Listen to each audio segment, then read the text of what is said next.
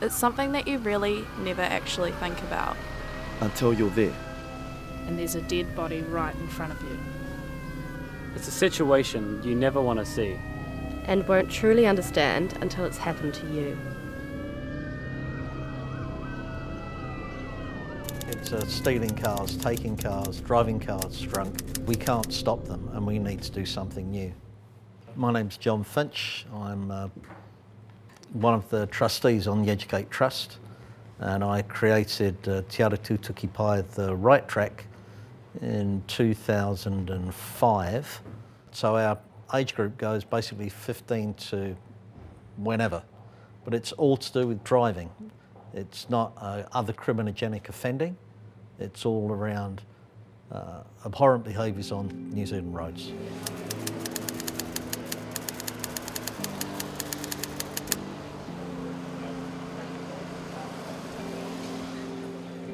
We're a Community Volunteer Fire Brigade. And I want to impress upon you, before I introduce this good-looking young man on my right-hand side here, I want to impress upon you the idea of Community Volunteer Fire Brigade. The real world says that there are 8,000, Sudi? Approximately 8,000 firefighters in New Zealand. Volunteers. Of volunteers. Really highly skilled, highly trained volunteers.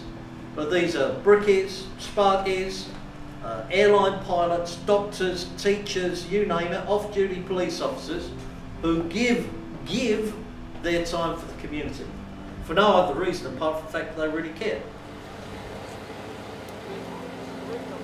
What we're going to go through out here tonight is we're just going to give you a quick demonstration of a pretty common extrication technique that we use to get someone out of the car, which we call a B-pillar rip. Hey, I'm Bex. I've been in the fire service for 12 years. I just really enjoy being able to help people. It's awesome to have the opportunity to make a difference in someone's life. We get a lot of enjoyment out of seeing the participants of the course grow as well, right through to their graduation at the end.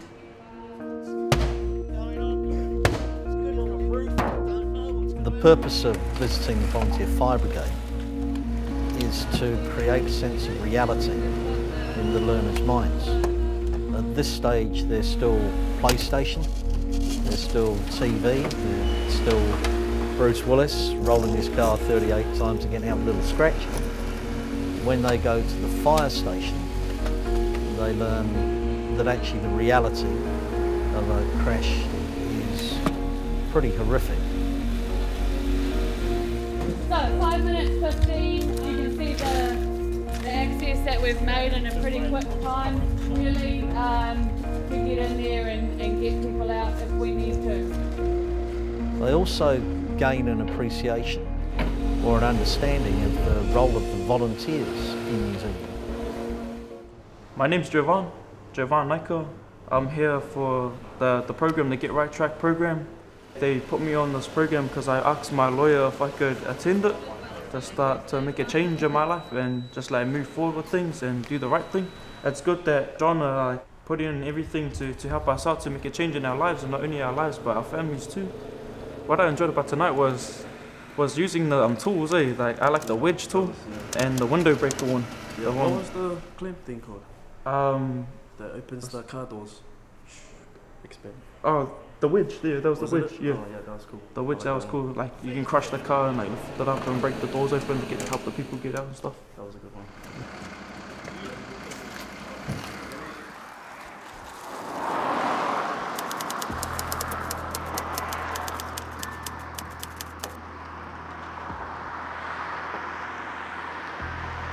So the session on brain injury is, again, an awakening or an awareness.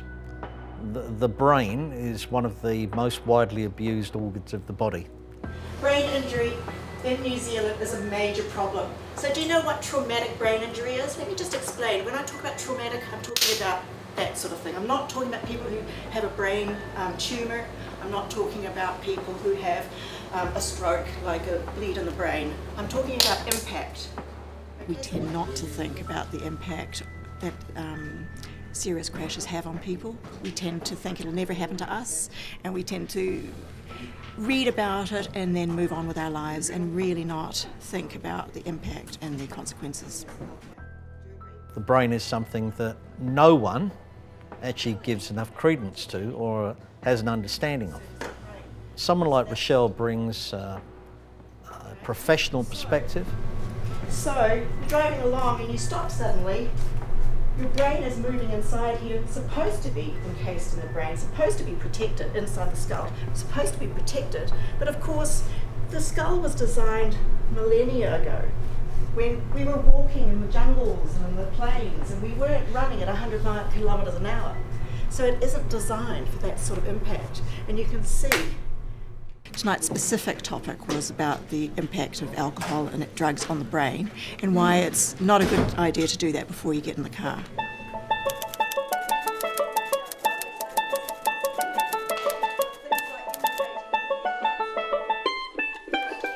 Of course, we're going to see how being drunk or stoned actually affects your coordination. The brain gets mixed up pretty quickly when you're consuming alcohol. Does he look drunk? And this is the only way that you can simulate the actual neural pathways that the brain's getting muzzled by. It would be impossible to give everyone a bottle of gin and say, what does it feel like? Actually feel drunk. So this is the closest in terms of a simulation of the messages that the brain's getting, and it's really effective. You hit a car behind you and you hit the tree on your way out. It's going really well so far. Completely different, like I don't even think I've been that drunk with the goggles on. Like I was looking this way, but everything was that way, and it was really off balancing and everything like that, yeah. Would you ever drive feeling like that? Never. I would never be able to drive like that. I wouldn't be able to stay straight at all. Don't even think I'll be able to find the accelerator. Yeah. Would you feel safe driving like that? No way. And the reason you know that now is because your frontal lobe is rational at the moment. When you're drunk, your brain isn't thinking like that though.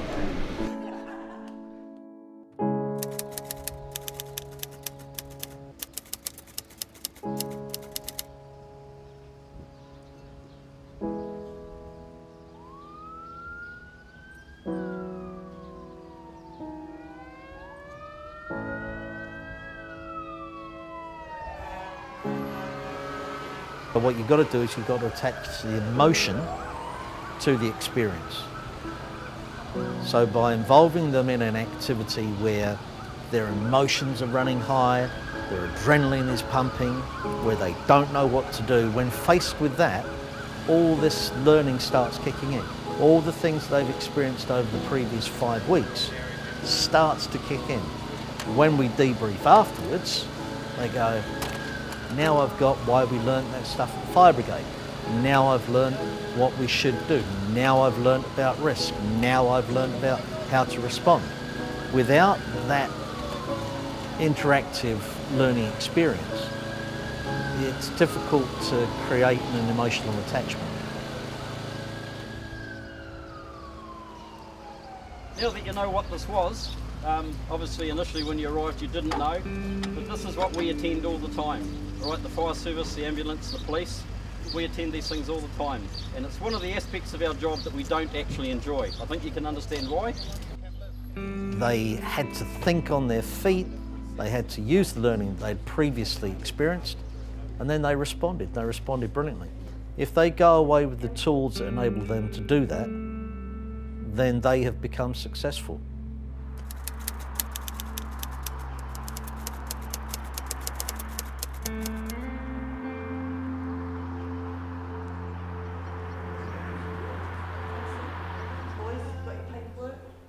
We are going to make a few presentations tonight.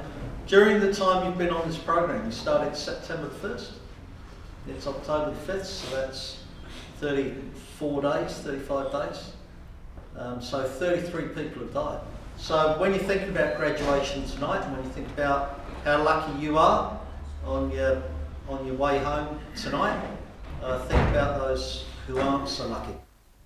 And then do something about it from now on, if that makes sense. And now it's time for me to shout for the learners to get up here. Up you come, learners, let's go.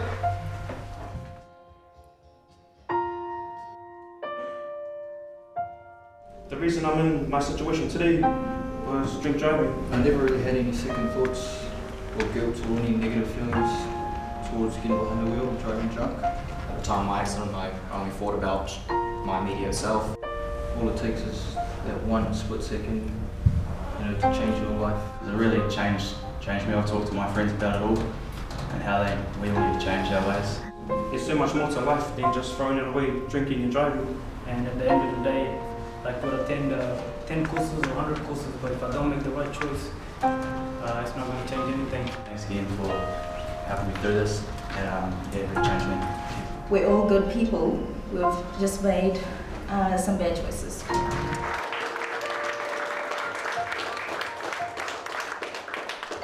The intrinsic rewards are incredible. As a teacher, the light bulb moment is the reason why you teach. That moment where the people in front of you who are sharing the learning with you suddenly understand what it is you're talking about. So with the right track, that happens all the time. And so the intrinsic rewards, the feeling that you're making a difference, the knowledge that you're helping people save their lives is the reward that we get.